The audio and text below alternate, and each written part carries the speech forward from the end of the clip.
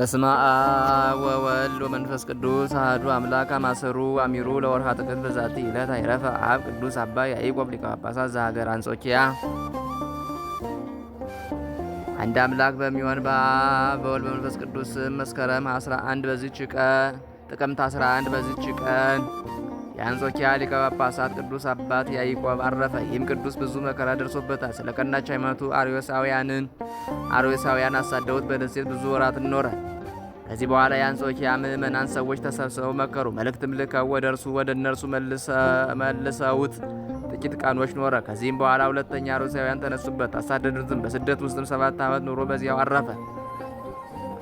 ሰላም ለያዕቆብ ዘለ አንጾኪያ ማይቶታ ወሊቀ ጳጳሳት መጋቤ ሥርዓታ እምድኅረ በጽሖም እንዳቤ ወስደት ዘበጾታ ተውበት ወርስት እንተ ይነብር ውስቴታ ዘእይክል ፍጹም አይነ ንስር ዮታ።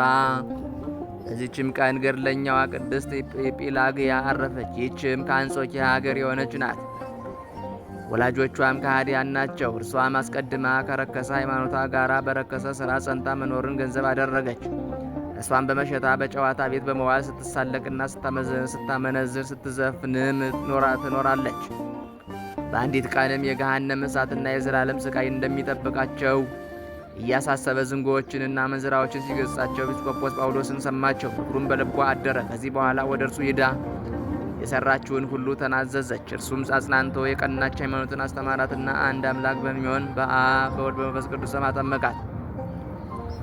በቀደመው ስራዋም እየተጸጸተች በጾም በጸሎት በስግደት ሰውነቷን ማድከም ጀመረች። ከዚህ በኋላ የወንድ ልብስ ለብሳ ወደ ኢየሩሳሌም ሂዳ በከበሩ ቦታዎች ሁሉ ሰግዳ ሁሉንም ቦታዎች ተሳለመች። ወደ ኢየሩሳሌሙ ሊቀ ጳጳሳትም ተመለሰች።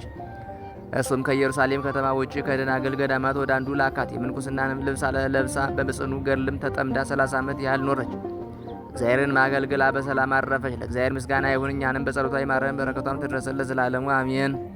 ሰላም ለጲላግያ አንተ አፍቀረት ትደግኖ ለጳውሎስ አብ ሶበ አጽማት ምዕዳኖ ወበይንተዝ አለየት በአጥባት ለተኮንኖ ላይ በብርት ውእይ እስከ ለሃያ አርሰኖን ዘልቡናሃ ይርየይ ለክርስቶስ ስኖ ሰላም ለልብከ ብዕለ ዓለም ዘያቀልል እስመ አብደርከ ትጹራሩ ተመከራ መስቀል ፋሲለደስ ለክርስቶስ በሰማይኮ ዘይብል በስቁረተ መርፍ ገመል ሀሊፈ ይቀልል መንግሥተ ሰማይ ይባ ኃይል።